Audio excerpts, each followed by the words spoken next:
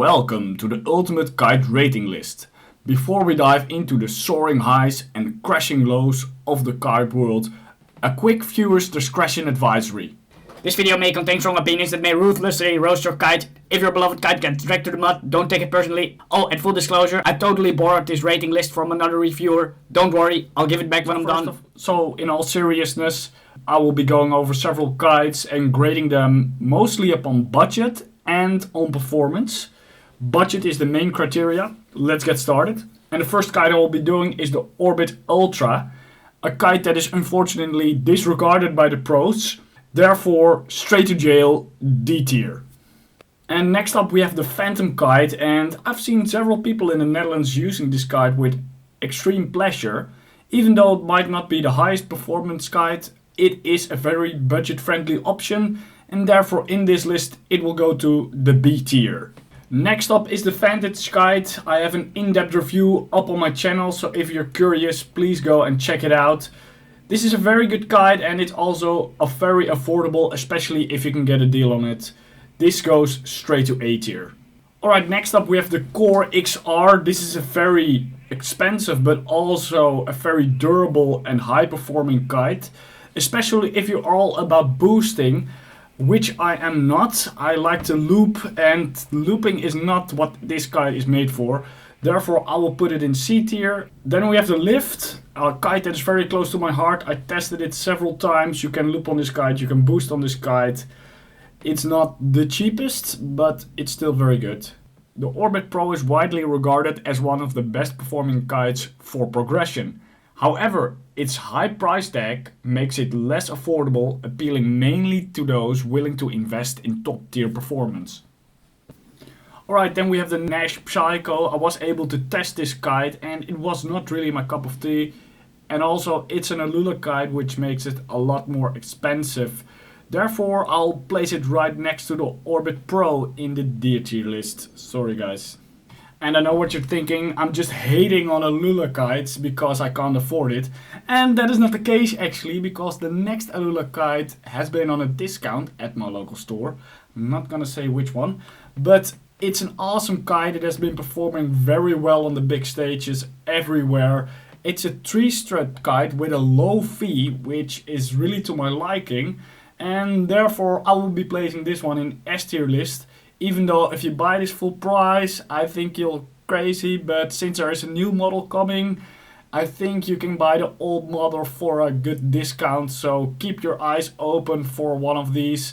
And that is the Slingshot NXT. Alright, and then we have the Flysurfer Era, a kite that has shocked the world by surprise, breaking world records, coming onto the big stage, performing well everywhere. Actually, you see several pros doing very well on this kite, so that means it has to get something very good. You just have to give it a good score. It's not that affordable, but there's also a new kite out, the new Era 2. So I think the Era 1 is a crazy good pickup right now. Therefore, I would give it A tier. Now we have the Reedin HTF, a kite that I also love very much. This is not the newest version and it's also not the Brainchild edition. No, this is the old kite, but it's still for sale. I tested this kite and I really liked it. It has a good hang time, super easy down loops. If you want to get into down loops, maybe even kite loops, then this is a very good kite for you. It's a kite that can basically do everything. I also really like the bar, even though the first version of the Dreamstick was not my favorite, but the Reedin HTF is a really good kite and it's super affordable right now. Crazy that people are not buying these for the prices that are listed online. So therefore I just have to give it an S tier. Now this kite basically has one downside, and that is the inflation system. This kite, like many other kites, has a special connection. And that special connection makes it really difficult to pump it up if you forget your pump, or you're going to be doing a downwinder. You could face lots of troubles if you're not super precise and careful about your materials and equipment. You don't want to forget your pump ever if you decide to buy a Reedin, but the quality of the kites is really good, they're really durable and perform well, therefore S tier. Up is the Harlem Thrive. This is probably the best kite for progression out there right now, but it's not so affordable, so therefore I can't give it a top spot. However, yeah, it's the best performing, and therefore I would give it an A tier, even though it's not that affordable. But if you want to get into kite loops, this is the best kite out there right now. The next up we have the North Reach, and this is a good balance between affordability and performance. The North Reach 2025 has the new materials that were also on the Pro model. However, like I said, it's not that affordable, therefore I would give it a B tier. Next we have the Pivot, and you might think, well, this is the same score as the Reedin. Well, it's not. At my local dealer it's more expensive than the Reedin, and I also dislike its performance compared to the Reedin. Nash was always my favorite brand, and I'm talking 5 years ago, but yeah, since Kevin left, I don't think Nash has been the same for me, and therefore I will give it a C tier.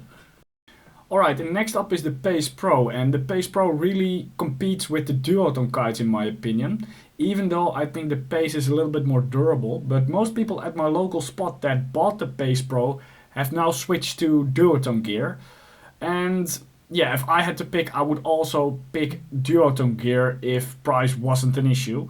But price is an issue for me, and I'm gonna place this kite in the C tier.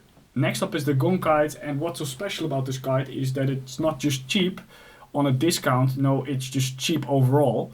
You can just buy this kite new, get a really new cheap kite, and if you want a new kite that is not on a discount, you don't want to look for a good discount, then yeah, you can definitely go for a Gong kite. You're not gonna get the best performance out of it, but it's a reasonable and affordable kite. Next up we have the North Orbit, and North Orbit has always been one of the best kites for progression. I feel like there are a lot of orbits being made, therefore you usually can get a good deal on this kite, and therefore it will also score very high on this list. It is not the best in terms of hang time, but if you want to get into kite loops, the North Orbit is really good for that. And what I especially like about it is it really flies on the front two lines. So if you want to get into down looping or looping in general, then you can make a lot of user errors and still get away with it. That's how I learned down loops and small loops, by having a kite that is super forgiving and really flies on the front two lines. So I really grew accustomed to flying a kite like that, and therefore it will be A. Sorry guys, I think I have the wrong picture for the next kite. I should have the pink Rebel in here. My apologies. However, the pink Rebel was a kite that really jumped very well, very high, sheeting go power. You can also learn to downloop on this kite. It's great for that. It's really easy. It's not really made for kite loops, I feel, and I also don't think it's very durable. And therefore I will be giving it a B tier because it is quite expensive still. Alright, now we'll be going over to Cabrina kites, and Cabrina used to be really cool, especially the Switchblade a couple of years ago. Now, I don't really know what they aim to do nowadays with these kites, because both the Switchblade and the Nitro have been in King of the Air, and I feel like the Nitro is better than the Switchblade. The Switchblade is very good, especially in the small sizes, but yeah, both of these kites don't have really exclusive materials. Now the Switchblade I would place in C tier, and the Nitro I would place in B tier, but I still wish both of these were a little bit more affordable, especially since they don't have exclusive materials. Alright, next up is the Harlem Peak, and I realized that I have not tested the Harlem Peak myself, so I won't be placing that. I have also not tested the Duotone Rebel, even though it's super expensive, but I've heard that in the small sizes both the Peak and the Duotone Rebel are great. Now I have tested the Evo Dlab, and I've heard that the older model is better than the newer model, and several people have actually confirmed that to me. So if you can get the older model for a discount, then I will definitely grab it. However, I have also heard some durability issues with regards to the Dlab. So yeah, you might want to look out for that. I personally would not buy a really expensive kite if I wasn't completely sure about the durability. But yeah, if you have a little bit of a bigger budget and you're careful with your kite and you want hang time and big boosts, then you could grab a Dlab. But I would never say this is a really budget friendly option. And where do I then place it? It's better than a Pace. It's also much better than a Switchblade, but also a lot more expensive than a Switchblade. Would I place it in front of a Rebel? It depends on the deal, I guess. But I don't think this kite has ever been on a discount. So I would place it in front of C tier. Oh, and before I forget, even though it doesn't look like it, making videos like this is a lot of work.